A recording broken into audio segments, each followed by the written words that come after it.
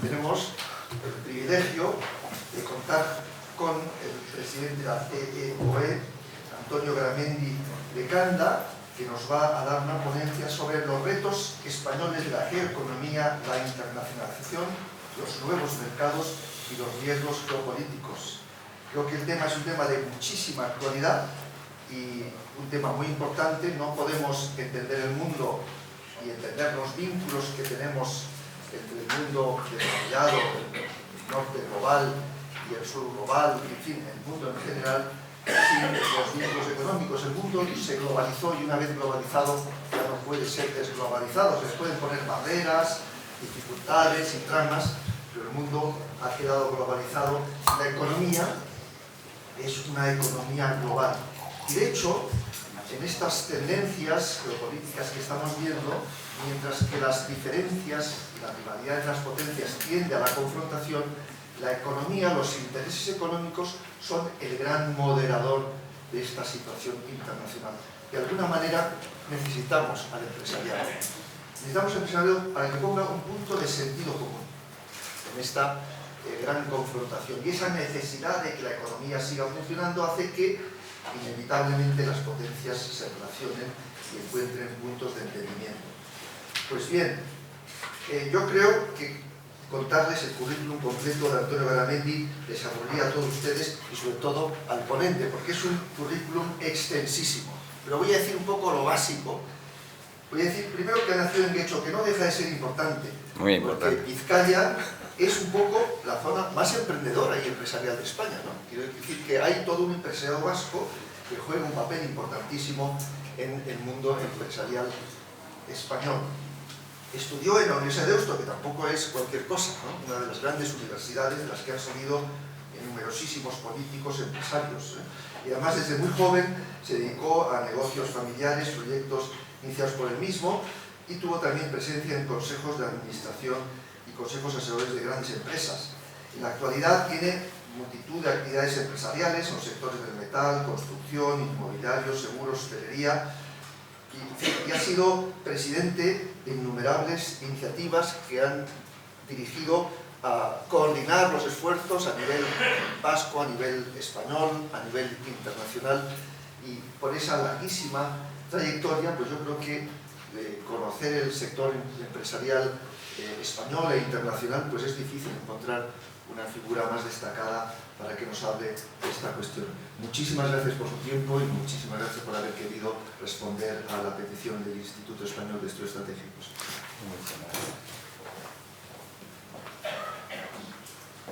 Bueno, pues muy buenos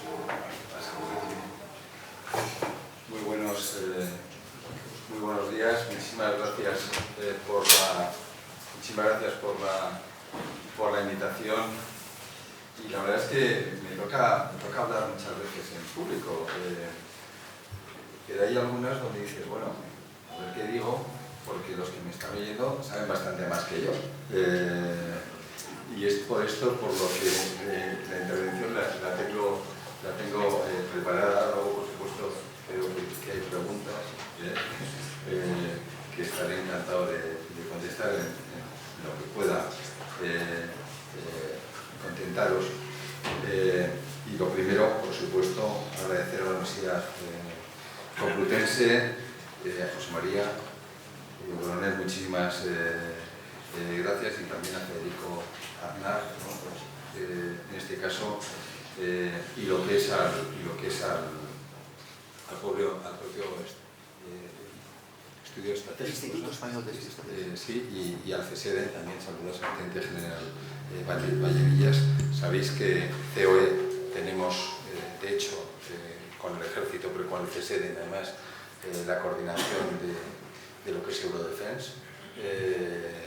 Y realmente, bueno, yo creo que es muy importante, y desde luego, desde que yo estoy al frente, ¿no?, de la COE, tengo clarísimo que es fundamental tener una relación muy especial y permanente, en este caso, con las Fuerzas Armadas. Y además se ha demostrado, y más en estos momentos con los que comentaré, que precisamente por ese espacio, ¿no? Yo creo que, pues ahí, ¿de qué os voy a hablar, ¿no? Pues las empresas de cómo se ven impactadas por la geoeconomía y en este contexto global que cada vez es más complejo y competitivo, como bien decía el coronel, ¿no? En el año 37, el poeta y filósofo francés Paul Valéry sentenció ante la Academia Francesa que el futuro ya no es lo que era. Y esa cita de hace 90 años yo creo que era una realidad que nos sigue haciendo reflexionar. Y es que la capacidad de predecir los cambios que nos ha de traer el futuro, yo creo que cada vez, y todos lo asumimos, es más compleja, porque la realidad también es cada día más dinámica y más impredecible, y así lo vemos en este caso en las empresas. Y por eso las palabras de Valéry con las que arranco este planteamiento yo creo que siguen vigentes, ¿no? Pero quizás con un agravante, y el agravante es la velocidad de los cambios que nos lleva a escenarios de toma de decisiones cada vez más complejos y difícil de imaginar pues décadas atrás, ¿no? Y no es de extrañar que algunos hayan definido el nuevo orden económico con un término que yo definiría tan radical como el del desorden mundial. Y yo espero que la intención de la gente que lo define así no sea tanto alentar el pesimismo como realmente llamar la atención sobre cómo el mundo ha ido experimentando una transformación significativa en los últimos tiempos. Más el detalle, todos conocemos la caída del muro de Berlín, el posterior colapso de la Unión Soviética, y de tal manera que hemos pasado de un orden liberal y unipolar a uno marcado clarísimamente por las tensiones geoestratégicas y la rivalidad económica y tecnológica a lo largo y ancho de nuestro planeta, ¿no? En este caso, una de las tensiones en la que destaca especialmente la pugna comercial que estamos viviendo entre Estados Unidos y la República Popular China, y de la que participan muchos otros actores. Yo creo que en estos momentos también hay que tener presente que a veces no se habla de todo lo que es el efecto de lo que denominamos hoy en día el mundo de los BRICS, ¿no? Todos estos terceros países que realmente tienen una importancia vital.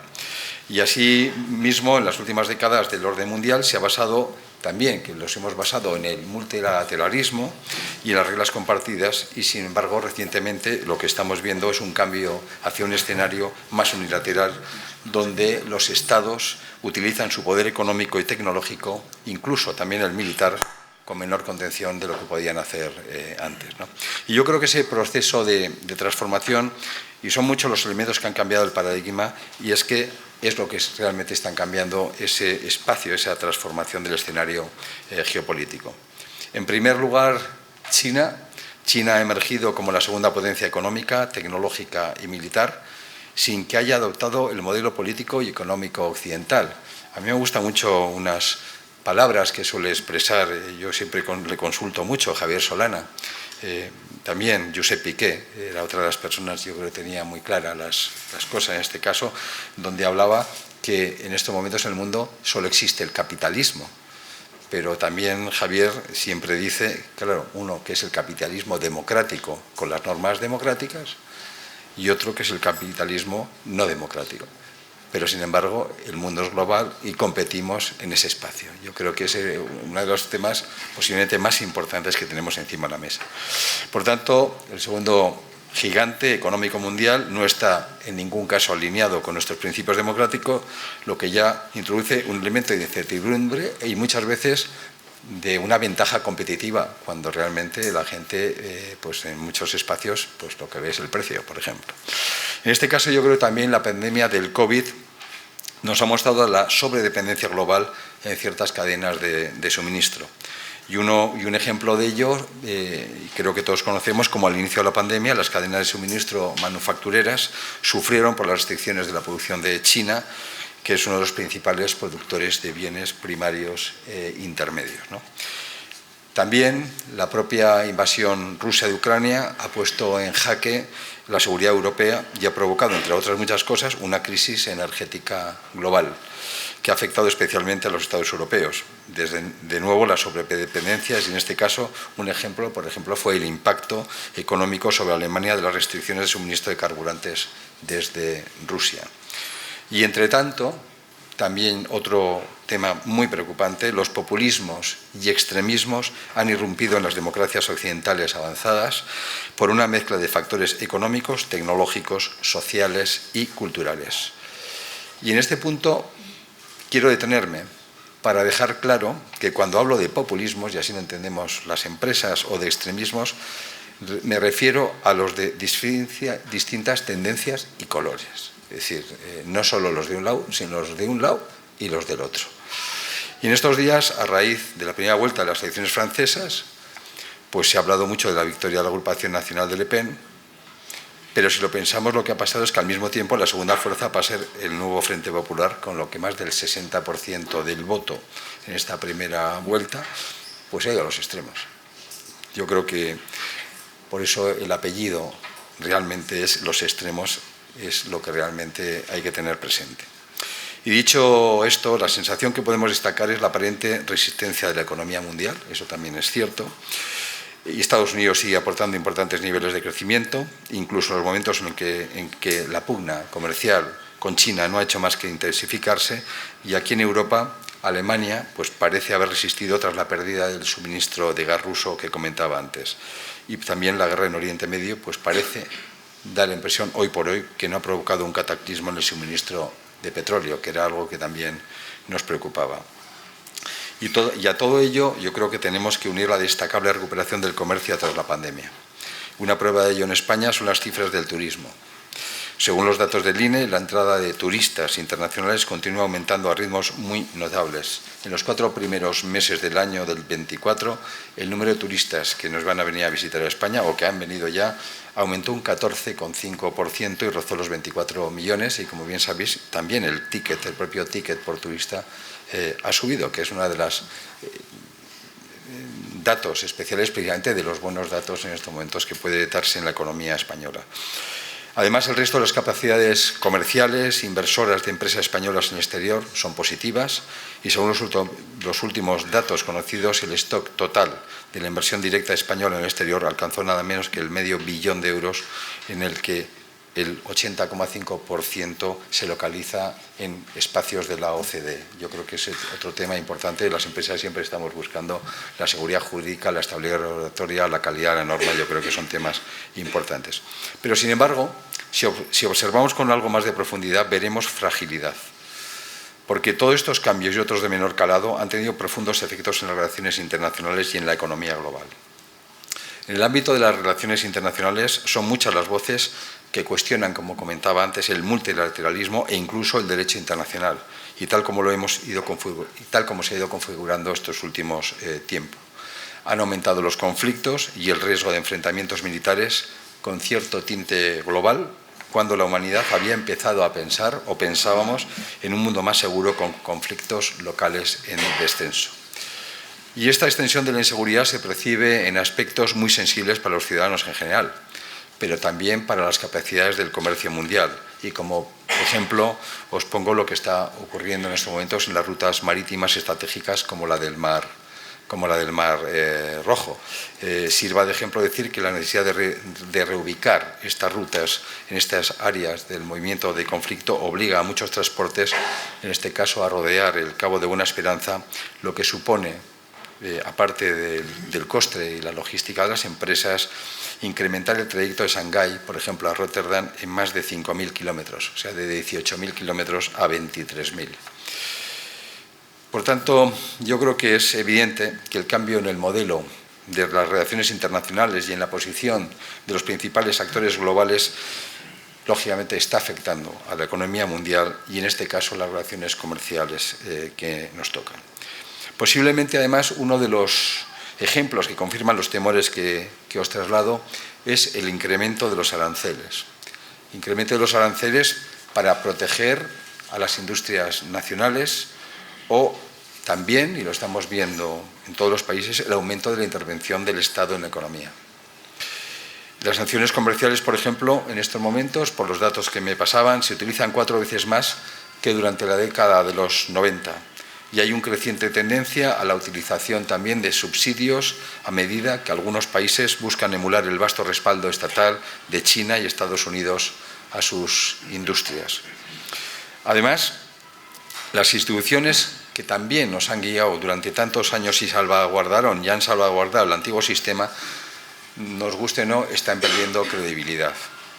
Por ejemplo, la Organización Mundial del Comercio cumplirá 30 años en el 2025, pero en el último lustro ha vivido en el estancamiento, o nosotros así lo entendemos. El FMI, el Fondo Monetario Internacional, está atrapado en una propia crisis de identidad y de una difícil balanza entre la agenda verde y la garantía de la estabilidad financiera. Y el propio Consejo de Seguridad de la ONU, creo que todos lo vemos, está prácticamente paralizado. Y en este contexto, ¿no?, internacional cambiante, permitirme que os hable de lo que tenemos más cerca y de lo que está marcando y marcará las estrategias de las empresas, en este caso españolas. Los desafíos también de lo que es la propia Unión Europea, que se enfrenta a importantísimos retos. En primer lugar, hay que tener presente la enorme dependencia exterior de la economía de la Unión Europea, cada vez más supeditada a los intercambios con el resto del mundo para asegurar su prosperidad, en un escenario clarísimo de peso estratégico por la merma de la influencia económica y también demográfica de nuestro continente a nivel mundial. Un dato de Eurostat. La Unión Europea ha perdido entre el año 21 y 22 un 10% de su cuota de exportaciones mundiales de bienes y servicios. En segundo lugar, cada vez son más notables los efectos económicos de las principales carencias políticas de la Unión Europea. La falta de una política exterior común, ya que el hecho de la diplomacia, la estrategia de seguridad o las iniciativas en materia de defensa siguen siendo competencias de los Estados miembros, a nuestro entender debilita enormemente la posición, en este caso, de la propia Unión Europea. Y en este contexto tenemos la convicción de que para abordar estos desafíos la Unión Europea debe adaptar sus objetivos, sus estrategias e incluso su forma de proceder. Creemos que para poder competir con más garantías en el escenario global tan complejo, los nuevos responsables, que además acaban de salir hace pocas semanas en la Unión y los Estados que formamos parte de ella, tenemos que poner en marcha estrategias claras y reformas inaplazables. Y me refiero, obviamente, uno, a profundizar las decisiones en todo lo referente al mercado único y la creación de un mercado europeo también de capitales, ese mercado único también de la energía, etcétera, y a centrar las políticas comunitarias en una verdadera creciente competitividad empresarial, donde a veces se le tiene poco interés. A decir al respecto que en el marco de la presidencia española de la Unión Europea, en junio del 23, acogimos en COE, en este caso, además soy vicepresidente de los empresarios europeos, la reunión de presidentes de las organizaciones empresariales, miembros de Business Europe, en el llamado COPRES. Y fruto de esa reunión presentamos al Gobierno la que llamamos Declaración de Madrid, en la que poníamos en el centro de las políticas europeas precisamente esa necesaria ganancia de la competitividad. Y en esa misma línea seguimos trabajando en COE de cara al próximo ciclo institucional europeo, como más adelante os detallaré, ¿no? Y decía que otra de las reformas inaplazables en el marco europeo es la de desarrollar una industria militar europea, potente, con margen de innovación y que no tenga tanta dependencia de las capacidades de otros actores globales. Deciros que en COE acabamos de crear también la propia Comisión de Defensa que preside José Vicente Los Mozos, CEO de Indra, porque pensamos que es muy importante tener presente también esa participación del mundo empresarial en esta estrategia común. Y también me refiero con ella a mantener y modernizar el orden multilateral para resolver problemas globales. Por supuesto, diversificar mercados internacionales mediante acuerdos comerciales y proyectos de impacto global. Y en este sentido, no quiero dejar de mencionar la importancia de los acuerdos con el Mercosur o la gran relevancia con África. Nosotros, concretamente, COE, gestionamos todo lo que es la Confederación Iberoamericana de Empresarios, gestionamos con la Secretaría General de la SEGIF, también todo lo que son las cumbres en este caso será en Ecuador este año, a final de año, porque realmente es muy importante también el peso que podemos tener en este caso desde España en todo lo que es el área iberoamericana, y en estos momentos también vamos a presentar la iniciativa de nuestro acercamiento a través también de Canarias de lo que es el Foro Iberoafricano, amén de tener nuestros espacios abiertos permanentemente con todos los países, con reuniones, no solo reuniones, sino organizaciones bilaterales. La tenemos con Marruecos, con Japón, la tenemos con China, etcétera, etcétera, donde posiblemente además en septiembre acompañaremos al presidente del Gobierno a reuniones allí, concretamente en Pekín. Bueno, para afrontar estos retos, los empresarios queremos aportar nuestra capacidad de análisis al debate del futuro económico, y no lo hacemos con una visión o intención reivindicativa, sino que la realidad es que lo intentamos hacer con espíritu constructivo y voluntad de colaboración, porque este es un tema que tenemos que tratar entre todos. Y por ese motivo, COE ha propuesto medidas concretas para fortalecer la competitividad europea en el próximo ciclo institucional 24-29, donde también hemos trabajado con Enrico Letta y con Mario Draghi, concretamente con Enrico, en todo lo que ha sido el documento que se ha presentado hace pocas semanas, ¿no?, ante la COE. Y en este sentido hablamos de 9 aspectos de actuación y reforma que desde el punto de vista de las empresas españolas se deben abordar para afrontar el futuro con mayores garantías de éxito. 9 recomendaciones en las que contamos con la absoluta complicidad de las compañías del resto europeas, englobadas en esta patronal europea que os comentaba, en Business Europe, y que tengo el honor de participar y ser vicepresidente de la misma. El primer aspecto necesario en esta hoja de ruta reformista es, en Europa, un marco regulatorio para la competitividad que promueva la inversión y evite incoherencias regulatorias. Os hablaba antes de seguridad jurídica, estabilidad regulatoria, calidad de la norma. El segundo es completar el mercado único para que vuelva a ser el eje central de la fortaleza económica de la Unión Europea. Tercero, necesitamos un entorno económico fiscal propicio, o lo que es lo mismo, crear un entorno estable y predecible que sea capaz de atraer inversión y con ella crecimiento económico, innovación y talento. También, en cuarto lugar, transición verde, por supuesto, competitiva. Y en este caso, un apoyo a una agenda climática que sitúe la competitividad en el centro de la transición. ¿Cómo nos vamos a olvidar de la digitalización? En quinto lugar, la digitalización de la economía. Y no es algo solo de no perder terreno frente a competidores globales, sino también de liderar nuevos avances tecnológicos a través del fomento de la innovación y el cuidado del talento. En este caso, yo creo que es muy importante, en el caso de la digitalización, también todo lo que son los planteamientos de la ética que vienen a través de la digitalización, especialmente de lo que es la inteligencia artificial, con el problema que Europa es la primera potencia que ha empezado a plantear el tema, pero somos los únicos. Y esto es un problema mundial y global. Es algo que es uno de los problemas que tendremos encima de la mesa. Y en este punto enlazo con la sexta de las prioridades, que es el impulso a la innovación, para lo que es inexcusable crear un entorno fiable que permita a las empresas planificar sus estrategias de inversión y aumentar el gasto en investigación. En España tenemos todavía muchísimo que trabajar en este sentido. En séptimo lugar, el diálogo social y la creación de empleo de calidad.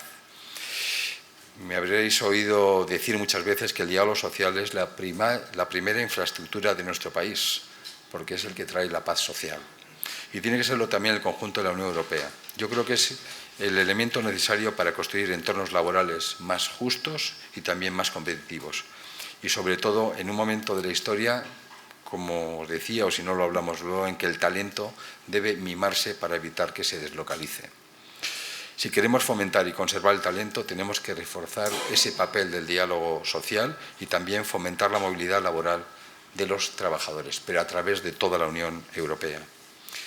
En octavo punto, necesitamos una política exterior y comercial abierta, un apoyo indubitativo al multilateralismo, como os decía, y trabajar para profundizar en las relaciones comerciales de la Unión Europea. Y por último, en noveno lugar, y en clave nacional, esa novena prioridad es mejorar la posición estratégica de España para asegurar que las fortalezas y retos de la economía española se reflejen en la agenda europea. En resumen, la geoeconomía presenta tantos desafíos como oportunidades para las empresas españolas. Es fundamental que en este contexto de rivalidad geoestratégica y competencia internacional trabajemos juntos, y digo juntos, para fortalecer la competitividad europea y situarla en el centro de las políticas de la Unión. Y quiero aprovechar esta oportunidad que se me da y que se me brinda para dejar claro que no tengo ninguna duda de que la libertad económica es el elemento clave para fortalecer el progreso. Es el catalizador de la iniciativa privada y la base para la apertura de las economías. Yo creo que ambos son los vectores esenciales en la creación de riqueza en los países. Y esto no es una opinión personal, es un dato. Desde hace casi 30 años, la Fundación Heritage, en colaboración con el Wall Street Journal, elabora llamado el Índice de Libertad Económica, que mide la incidencia del Estado de Derecho, el desempeño del Gobierno, la eficacia regulatoria y la apertura comercial de 177 países y muestra una clara correlación entre mayor libertad económica y mayor progreso económico. Y en un reciente estudio del Instituto de Estudios Económicos, publicado en este mes de mayo, que analiza también esa evolución de dicho índice de libertad económica, se nos recuerda que el PIB per cápita medio de los países con un nivel muy alto de libertad económica es 10 veces superior que en los países donde la libertad económica es muy baja. Además, dicho informe destaca que los países que han abierto su economía tienen más renta per cápita, menos pobreza, más crecimiento, más desarrollo económico, menos desempeño medioambiental y mejores indicadores de democratización, progreso social e innovación. Por eso es el camino, pensamos, a seguir. Podemos concluir en este caso que los ejes de la prosperidad económica están indisolublemente unidos al desarrollo de la libertad.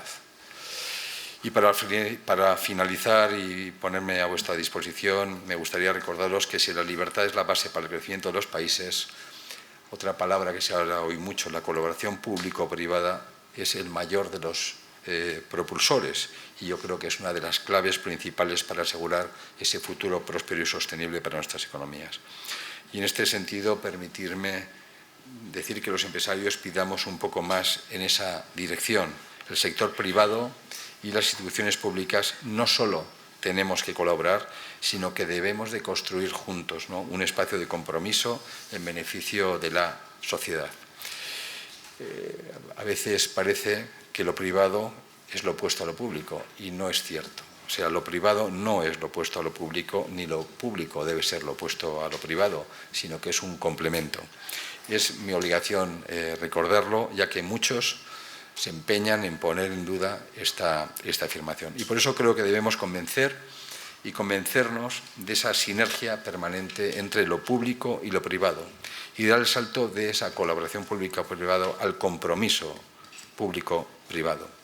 Un compromiso compartido para lograr afrontar con mayores opciones de éxito ese futuro complejo que os comentaba que nos está tocando vivir y en el que nuestras acciones serán decisivas para lograr entre todos que cada día sea un poco mejor.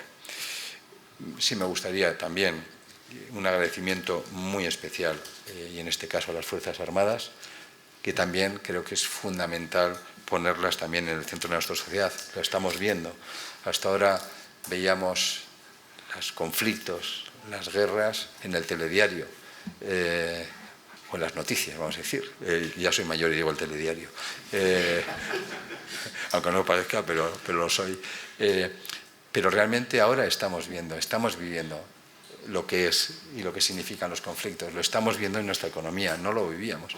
Y yo creo que eso hace y pone en el centro también de la sociedad a las Fuerzas Armadas tan necesarias y en este caso desde COE un agradecimiento muy especial a su labor en todos los tipos de los conflictos también humanitarios permanentes.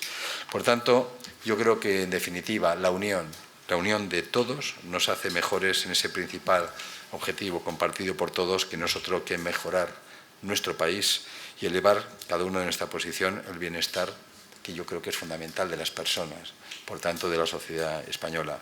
Muchísimas gracias, espero no haberos aburrido y me pongo a vuestra disposición.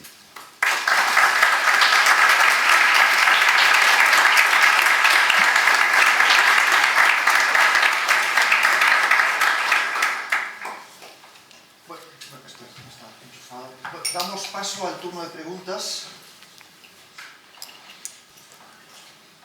A ver, tenemos una primera pregunta. ¿Tienes micrófono? Todavía no.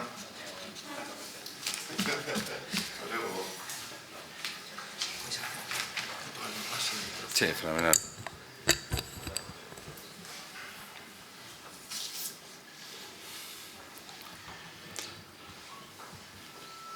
Bueno, Diga viva voz y yo intento repetirlo. señor Garamendi, en primer lugar, muchísimas gracias. Considero un lujo poder escucharle en un foro como estos.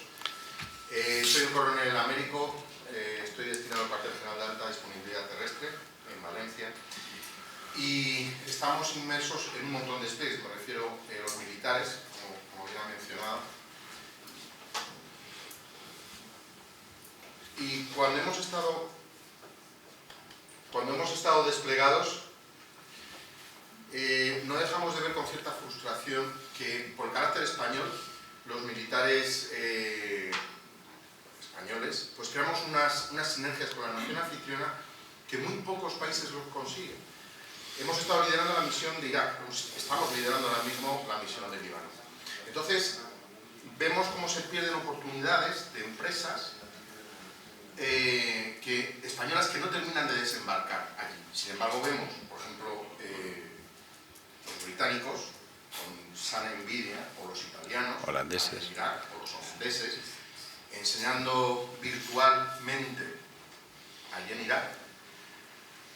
Y entonces, a pesar de los esfuerzos del embajador español en Irak, no se consigue un desembarco de las empresas españolas allá donde va o donde está desplegado el ejército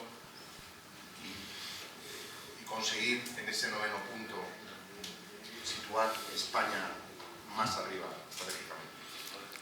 Bueno, lo primero que yo quiero decir es que la imagen de España, la marca España, en este caso a través vuestro, es impecable en el mundo y es impresionante la imagen que se tiene de España y de los españoles y de las españolas en todo el mundo, que a veces deberíamos de aprender aquí. Lo digo aprovechando tu reflexión. Yo tengo la oportunidad de viajar permanentemente con los reyes cuando tenemos los viajes ¿no? de Estado, y es impresionante la imagen de España y en este caso también de sus empresas y la gestión, en este caso, de las propias empresas españolas.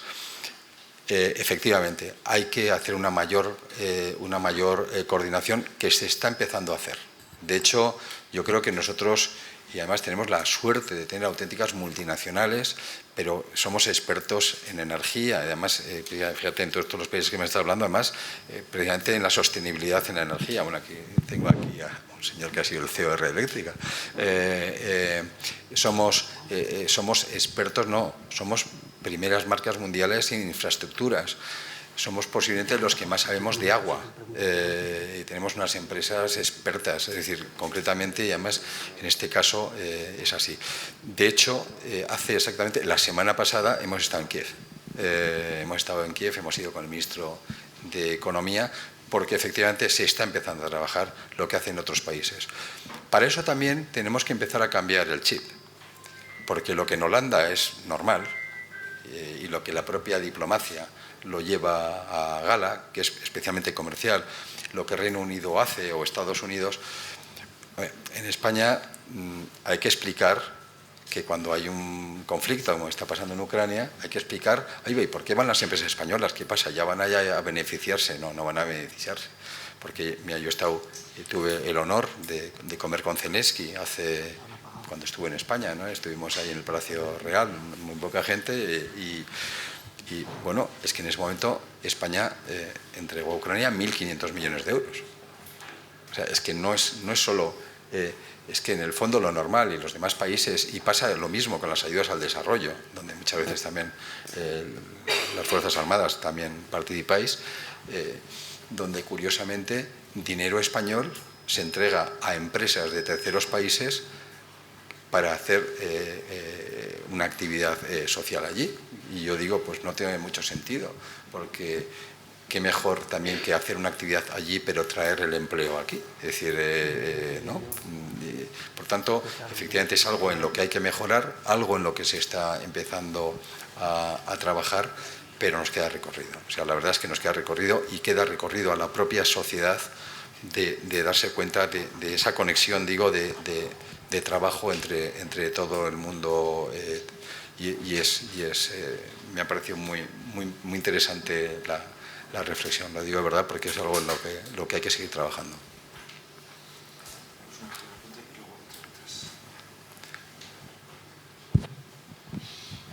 Os habéis dado cuenta que las Fuerzas Armadas no necesitaban micro, ¿eh?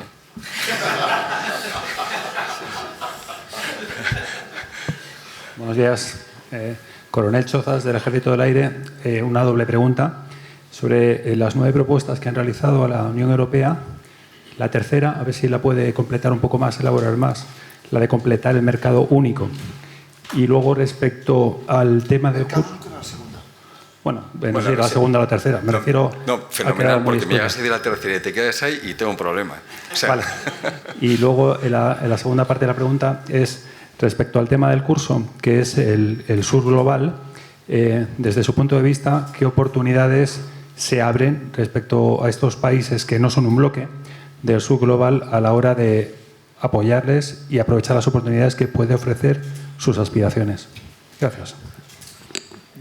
Bien, bueno, en cuanto al tema de la unidad de mercado, yo creo que la propia palabra lo dice, es decir, es que en Europa a veces no somos conscientes que somos, no sé si somos el 7% de la población, no llegamos al 15% del PIB, seguimos pensando en las películas que veíamos y sin embargo tenemos más del 50% del gasto social del mundo y competimos con otros países donde esas cosas no tienen, les dan igual y nos están entrando, bueno, fijaros, la producción de coches en Europa se ha reducido a la mitad de lo que podía haber hace unos cuantos años. Son temas que están ahí. Cuando ves, no sé, las fabricaciones de los aviones, etcétera, ¿no? En el proyecto de Airbus, pues prácticamente lo digo porque eso lo comenta el presidente de Airbus, pues las materias primas iniciales sobre el avión no son ni el 0,5% europeas. Es decir, dependemos totalmente de terceros países en esas materias primas. Nos pasa con las baterías, nos pasa con los teléfonos, nos pasa con absolutamente todo. Desde el punto de vista también de la tecnología, dependemos de una forma muy importante del resto del mundo. Y para eso pues necesitamos la palabra no lo que era la CE, sino que es la Unión Europea. Claro, pero es teórica, pero cada día estamos viendo más esa disgregación de los países por las políticas también de cada país, donde cada día pues hablamos más de Europa y tenemos menos Europa. Yo creo que esa es la realidad y lo estamos viendo ahora en Francia, lo hemos visto en Italia, Hungría, esas defensas a ultranza, lo vivimos con el Brexit, con el Brexit los empresarios británicos que siguen pensando que es una locura, bueno, pues realmente se hizo poco caso, en este caso, a lo que el mundo de la economía planteaba, que no era bueno para nadie, ¿no? Porque no ha sido bueno para nadie. La energía, cuando hemos vivido la crisis de la energía o para la operación del sistema eléctrico europeo, para el mercado eléctrico, pues es que tenemos 27 mercados diferentes, pero sin embargo, y creo que lo conocéis, pues la última vez que se cortó la luz en España era porque se había caído un poste en Alemania, en un río. Es decir, porque la energía no se corta aquí ni se pone allí. Estamos, por ejemplo, con el hidrógeno, que todo el mundo está apostando por el hidrógeno verde y sin embargo Francia está poniendo pegas porque tienes el hidrógeno rosa.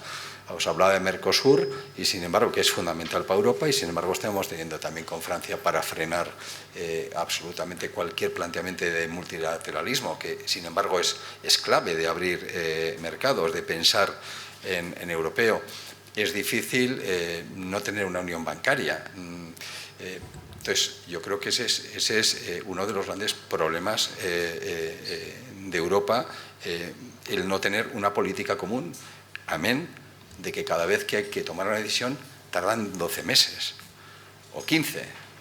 No sé si habéis estado alguna vez en la Unión Europea, a mí me ha tocado, además, claro, me tocó con la presidencia española los últimos 6 meses del año pasado, estar allí con Úrsula, con tal y con cual, y aquello, pues, si veis el episodio primero, que es el 6º de las Guerras Galaxias, cuando dicen tal, mira, esos son tal, una cosa enorme, y hay uno que dice, ten cuidado, esos son los burócratas.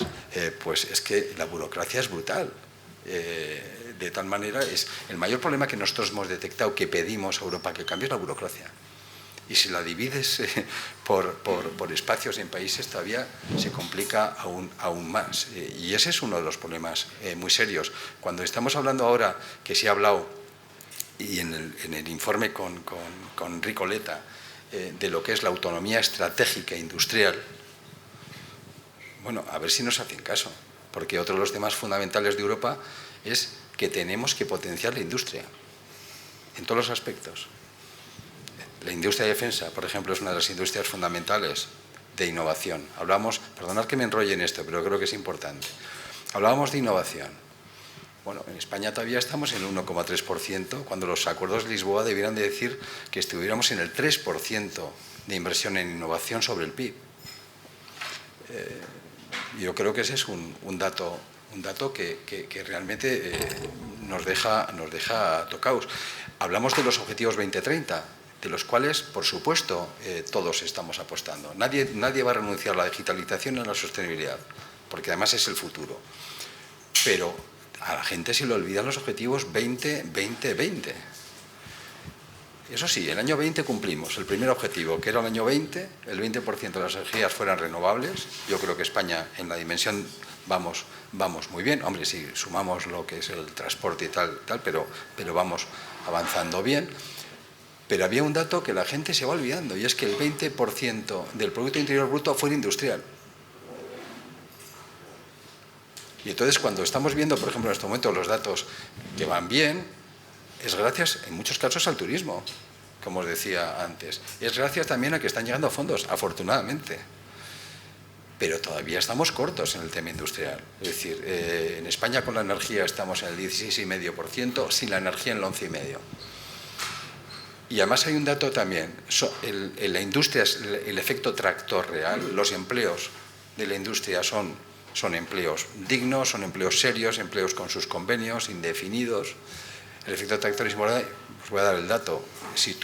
Cuando tú ves en España los territorios que tienen más de un 20% de Producto Interior Bruto industrial, el paro es menor del 10%.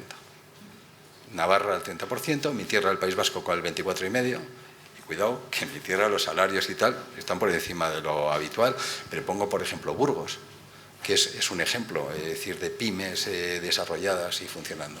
Ese es un espacio que hay que trabajar, pero hay que trabajarlo en Europa. Os decía lo que pasaba con el tema del automóvil. La fabricación del automóvil, en estos momentos, cuidado, está a la mitad de lo que estaba hace pocos años. Y en España tenemos la suerte todavía de que nosotros estamos notando menos el impacto. Pero Europa tiene que hacer algo y tiene que tomar políticas comunes realmente para que realmente seamos competitivos con respecto al mundo. Y por eso nosotros estamos abiertos a mucho más que solo hablar de Estados Unidos, China. Hombre, si os digo algo, hablaba de la libertad. Cuando vosotros veis el stock de inversión española, en este momento es el país donde está la mayor inversión española, más de 80.000 millones, Estados Unidos. O sea, donde hay libertad van las inversiones, porque donde hay libertad hay confianza. Es decir, yo creo que ese dato es muy importante. Por tanto, pero efectivamente en estos momentos, todo lo que es nosotros en Marruecos, creo que sabéis, somos el primer país inversor. Todo lo que es el área, por ejemplo, en Brasil acabamos de estar, porque también, o sea, yo creo que en este momento el mundo BRIC, ¿no? es fundamental. Yo creo que Brasil es un continente en sí mismo. Las empresas españolas tenemos muchísima fuerza en el espacio de Brasil. La India yo creo que es otro de los países claves y además tecnológicos y que, entendemos la expresión, que nos va a dar muchos disgustos. Digo disgustos porque son muy competitivos y que además todo el efecto de la inteligencia artificial, todo el efecto de la digitalización, además hace que en estos momentos no sea necesario físicamente estar en un espacio. Yo creo que ese es otro de los temas que hay que tener muy presente. Mi hijo es compositor, no voy a hacer publicidad, pero la última película que ha hecho y tal, la orquesta la ha dirigido desde Madrid y estaba en Hungría, la orquesta. O sea, esas cosas, lo digo por ejemplo, que estas cosas hoy en día son así. Y yo creo que eso es lo que nos tiene que hacer pensar, que el mundo este es global, con una dificultad, yo creo. Y la dificultad es que hemos unido el siglo XXI con el siglo XV, con el XVI, con el XVIII. Porque, claro, una persona de lo que llamábamos antes el tercer mundo tiene esto y está viendo lo que pasa aquí. Y eso nos está complicando también las cosas. Es decir, por tanto, yo creo que es esa responsabilidad también de Europa, de la democracia, de la libertad, realmente de trabajar en esta línea. Teníamos una pregunta ahí. Gracias. Buenos días, señor Garamendi. Claramente es difícil lograr una armonía entre el sector laboral, empresarial y Estado. Dentro de este aspecto geopolítico y dentro de la Unión Europea, ¿usted cree que existe algún modelo a seguir en el cual ese triunvirato perfecto se podría estar dando dentro de la Unión Europea y fuera un modelo a seguir? Mira, yo lo digo por la experiencia que tengo. Uno, en España, hablo de España, por tanto se puede hacer en Europa. En Europa nos envidian. Es que lo digo es que a veces no somos conscientes de lo que tenemos aquí. Nosotros llevamos, en el diálogo social, llevamos casi 50 años trabajando. Nosotros hace un año hemos firmado, por ejemplo, el Acuerdo Nacional de Convenios con los sindicatos por un espacio de 3 años, que genera una tranquilidad, genera una seguridad jurídica enorme al mundo empresarial. Yo creo que hay un momento donde se ha demostrado que aquello estaba engrasado, que fue en el COVID.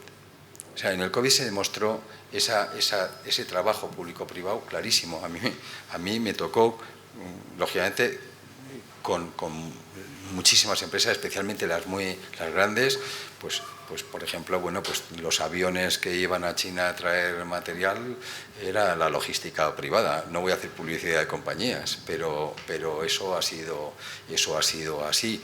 Nosotros hemos hecho, por ejemplo, en Madrid todos los test gratuitos los hacíamos en COE, teníamos las estaciones de Atocha, de Chamartín, para hacerlo a todos los taxistas.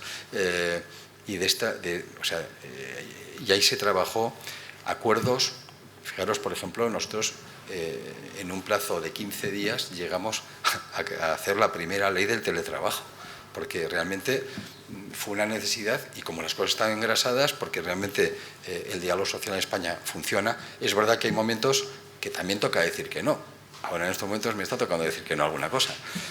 Pero es que parte del diálogo también es decir que no cuando toca. Es decir, o sea, no pasa nada. Entonces, yo creo que esa colaboración público-privada, de lo que fueron los trabajadores, las empresas, fue clarísimo. Y de lo que fue la administración y las administraciones, pongo a todas encima de la mesa, yo creo que fue un ejemplo. Y fue un ejemplo de la sociedad española. Porque eso también creo que es así. Y España se paró y todo funcionó. Porque a nadie le faltó nada. Es decir, yo creo que...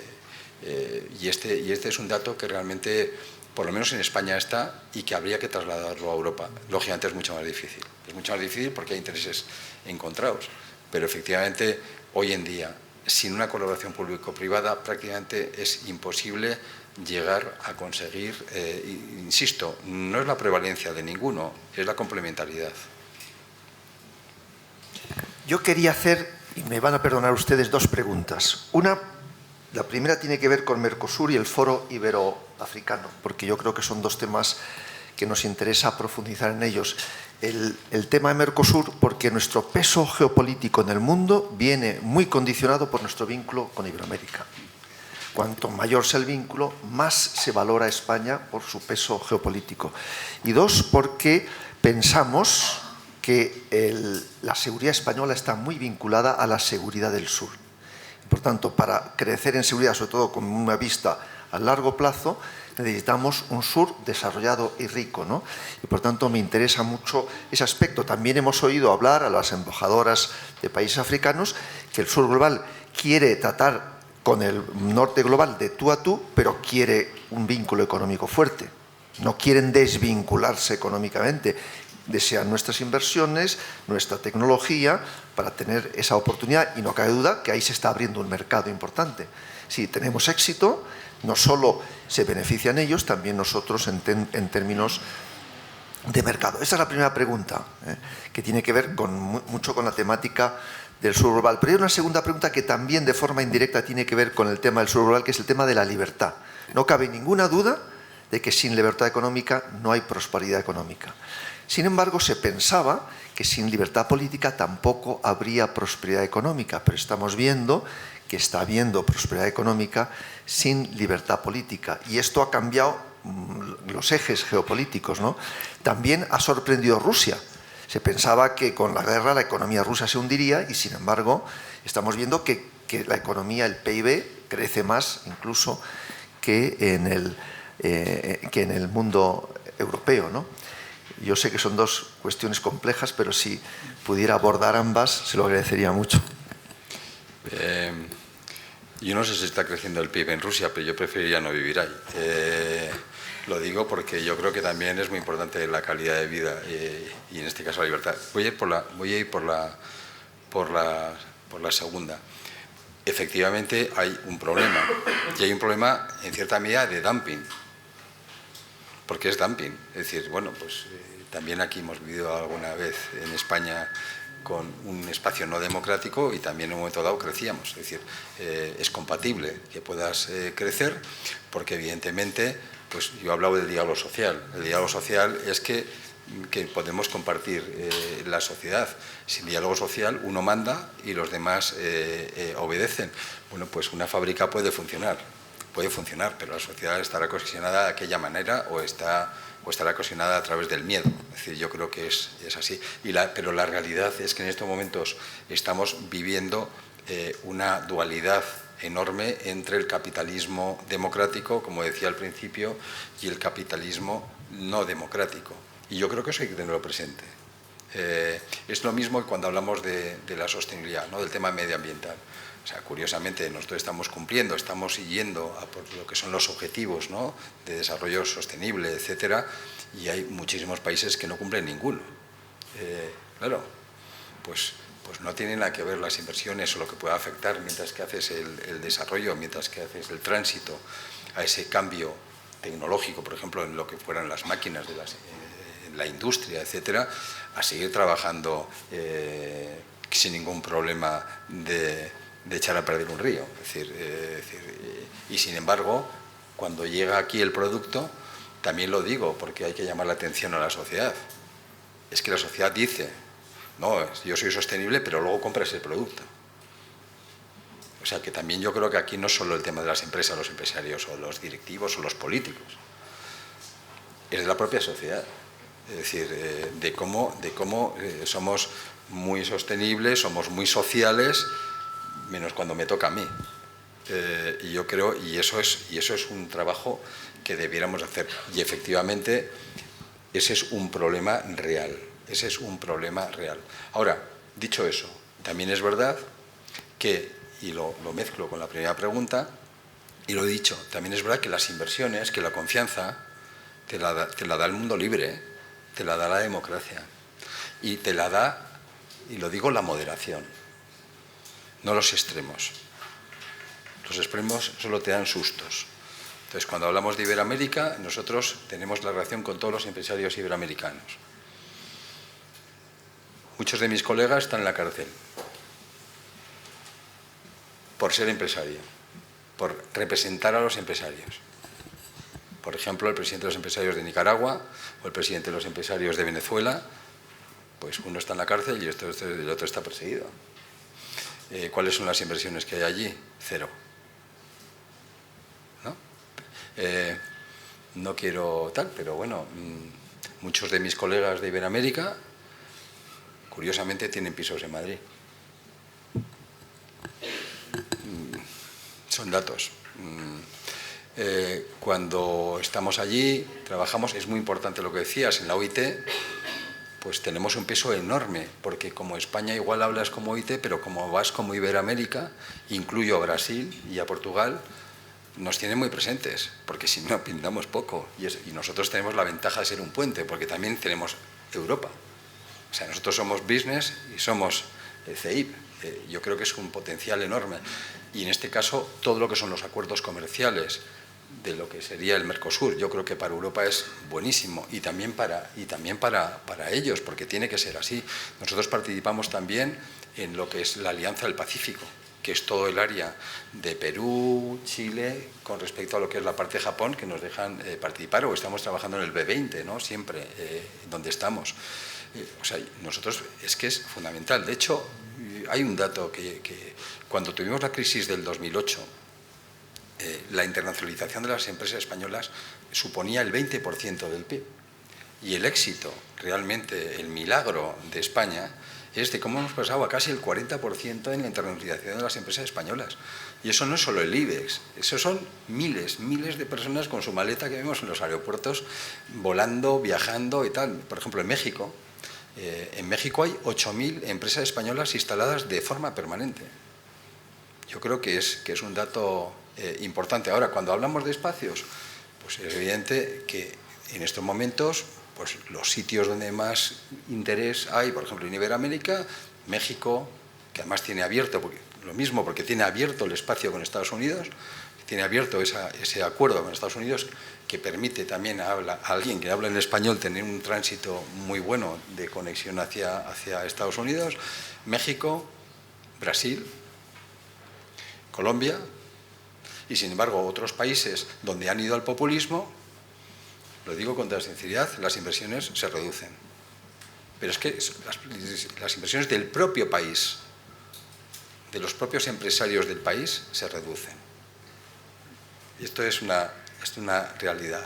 Y en el tema de África, los comentaba antes, nosotros tenemos una relación espectacular con Marruecos, donde lógicamente las empresas españolas han sufrido en todo lo que ha sido la crisis que se ha tenido con Marruecos, y nos parece fundamental volver a esa armonía. Además, lo has comentado, por dos espacios, no solo por el espacio de lo que es el interés económico, sino también, y eso lo conocéis vosotros mejor que nosotros, por la seguridad.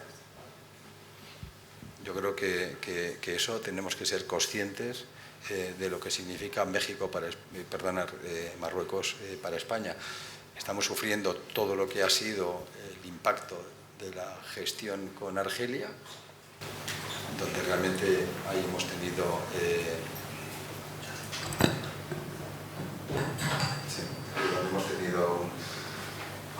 yo colaboro a veces con el ejército, pero no soy el ejército que me tira a mí.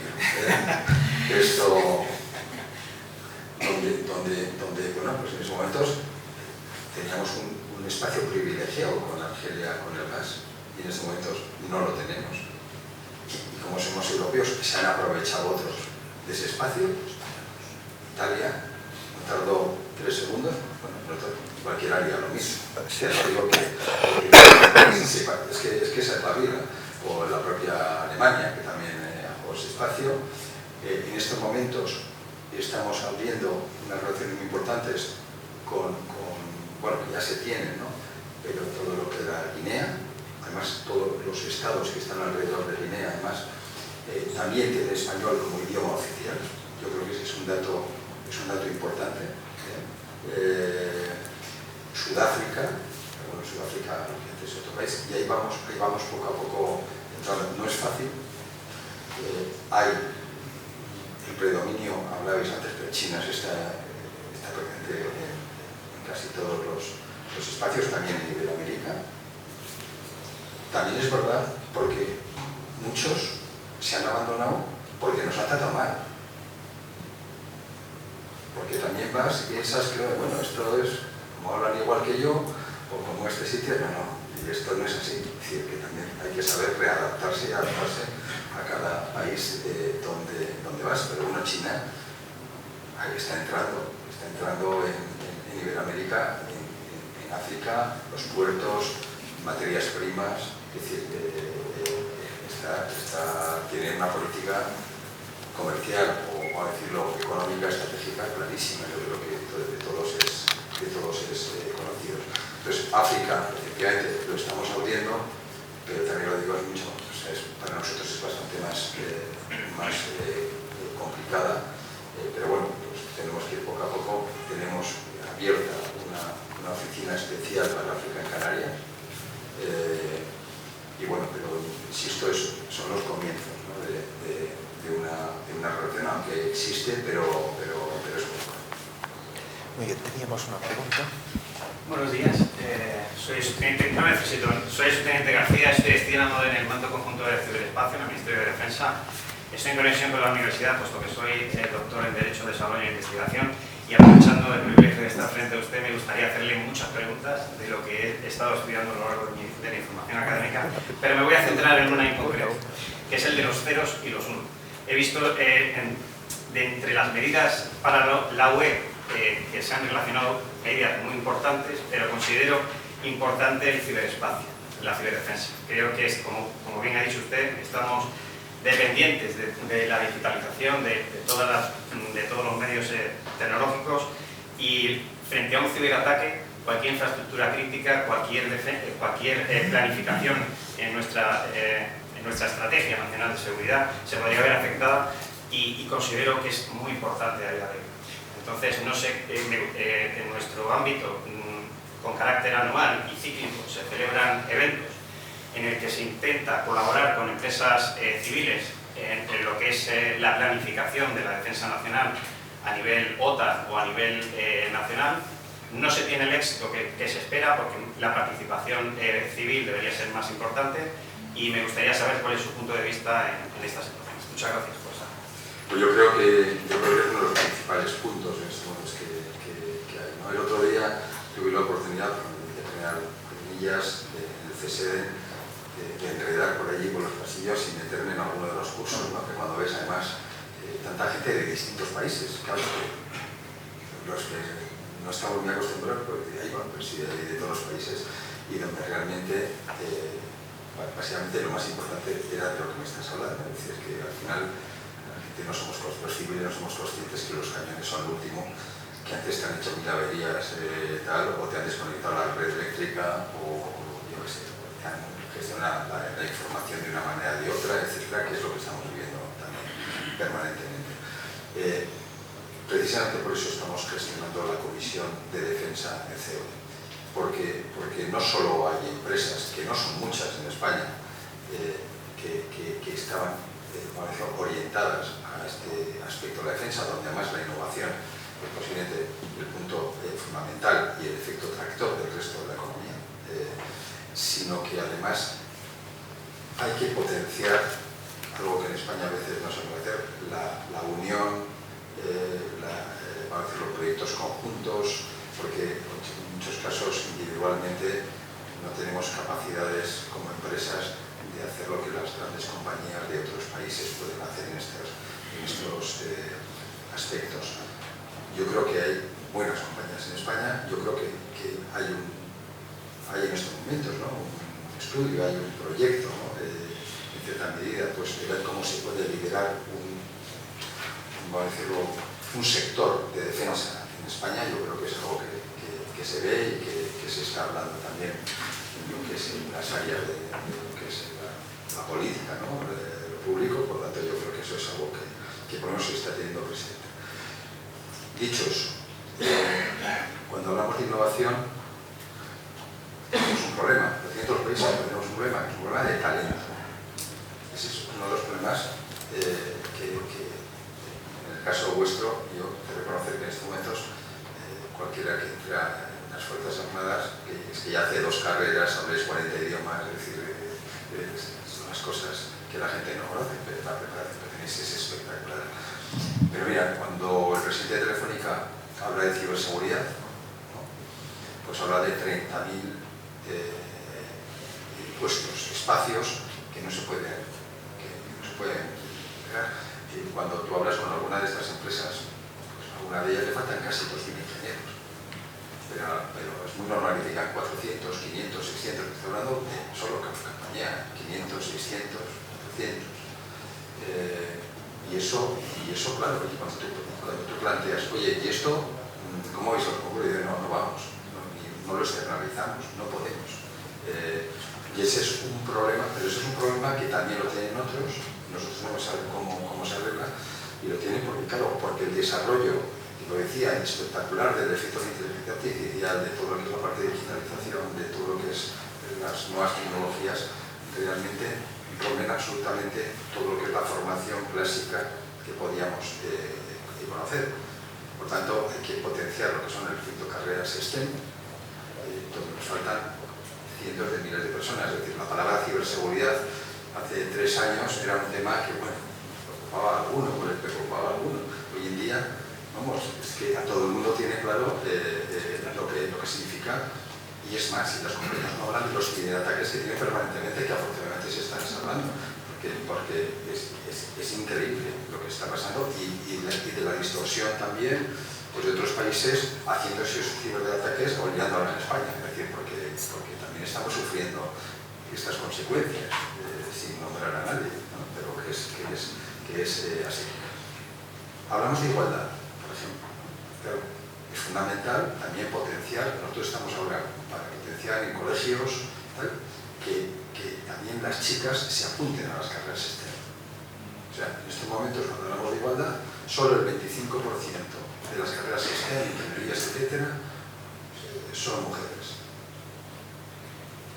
Y el 50% de ese 25% hace medicina. Cuidado, necesitamos más médicos. Por tanto, y el desarrollo de los nuevos empleos, o sea, los miles y millones de empleos que se van a gestionar a partir de ahora, como cuando fue la revolución, ¿no? En su día del motor, lo que fuera, esos que se van a...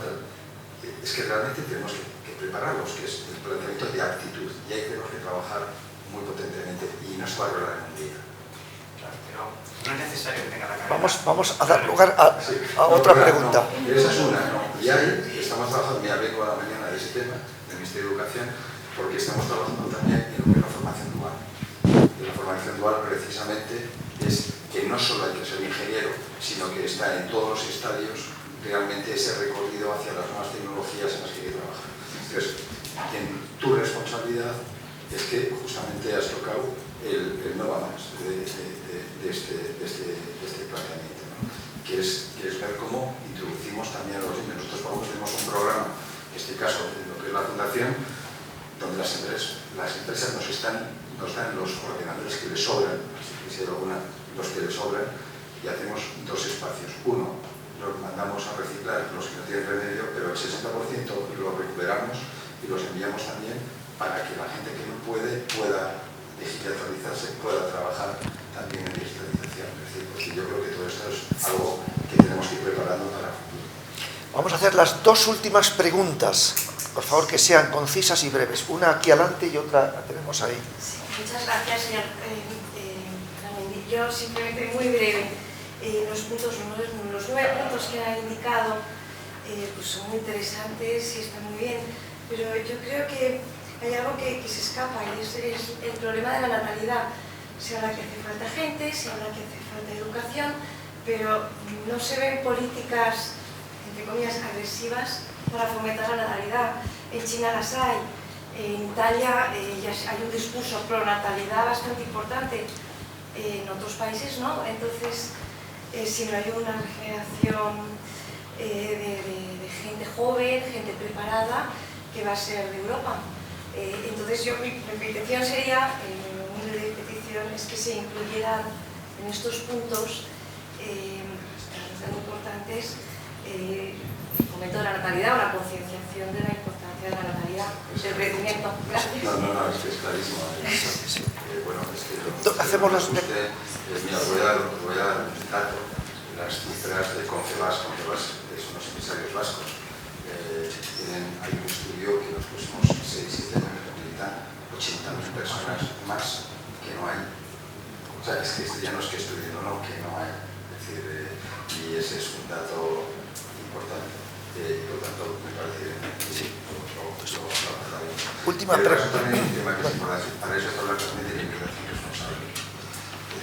Yo creo que hay que atraer a la gente, yo creo que tenemos que ser generosos, pero cuando venga la gente hay que poner los medios no solo para que vivan, sino para que acaben, para decirlo, trayendo a la sociedad lo que necesitamos, es decir, pues esos hijos de los inmigrantes que estudien esas carreras que digo, etcétera, etcétera, etcétera. Creo que tenemos que gestionar esa inmigración responsable, especialmente ilegal. Si me permite, yo pienso que no se puede esperar que la inmigración cubra la falta de natalidad que hay en Europa. Esto se habla mucho de que con la inmigración se va, pero no se puede comparar, porque no es fácil tener una inmigración altamente cualificada. Por eso insisto en la importancia de fomentar la natalidad. Ya, y si se puede incluir en su programa. Gracias.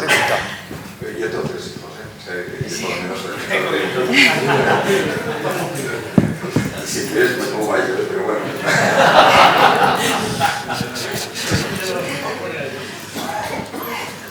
Buenos días, soy el comandante París de Estreno Alemán. Soy colaborador del profesorado en la Universidad de Jaime I en Valencia, aquí en la Rey Juan Carlos, en alguna que otra, en algún máster de inteligencia económica. Mi pregunta es muy sencilla. Lo hago por convicción porque es verdad que veo que no hay desarrollado inteligencia en España, ni a nivel público ni a nivel privado, de una inteligencia económica.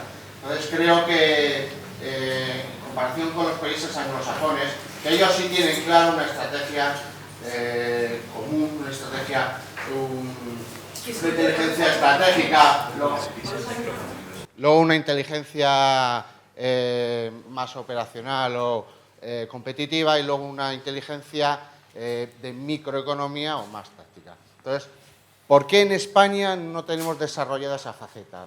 Una inteligencia económica que nos lleve a unos objetivos más claros, pero ni a nivel público ni a nivel privado. A ver si tiene alguna. Bueno, nosotros lo intentamos. A ver, yo creo que no hemos venido a hablar del mundo y de Europa, no, lo digo por lo siguiente, porque si hablamos de España, claro, cuando estoy hablando de la Unión Europea, también la ruptura de la unidad de mercado en este país también la pagamos. Es decir, y cuando digo la ruptura de la unidad de mercado es que aquí cada uno es de su pueblo. Claro, yo de Logroño, yo de Murcia, y en cada sitio cada uno va a su bola. Mira, os voy a dar un dato, ya que la última pregunta, un poco de humor, por no llorar. Es decir, nosotros hacemos un estudio, digo para que veas la dificultad de las cosas. Nosotros hacemos un estudio todos los años de lo que es la burocracia, los trámites que pueden tocar y tal. Y dentro de ese estudio está lo que es la normativa.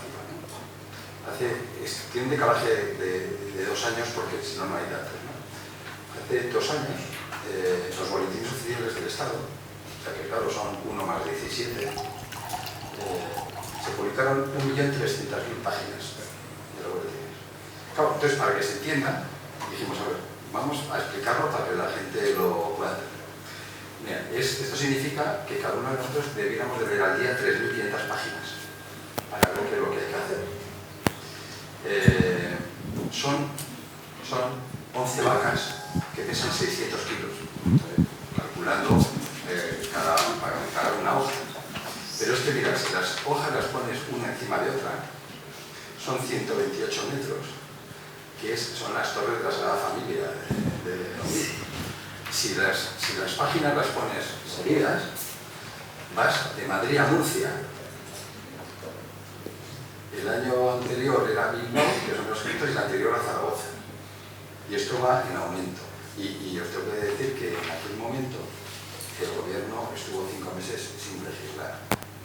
Bueno, pues, y esto especialmente una compañía, el 98% de las compañías en este país son pequeñas, es decir, el 98% tiene una media de 4,5 empleados.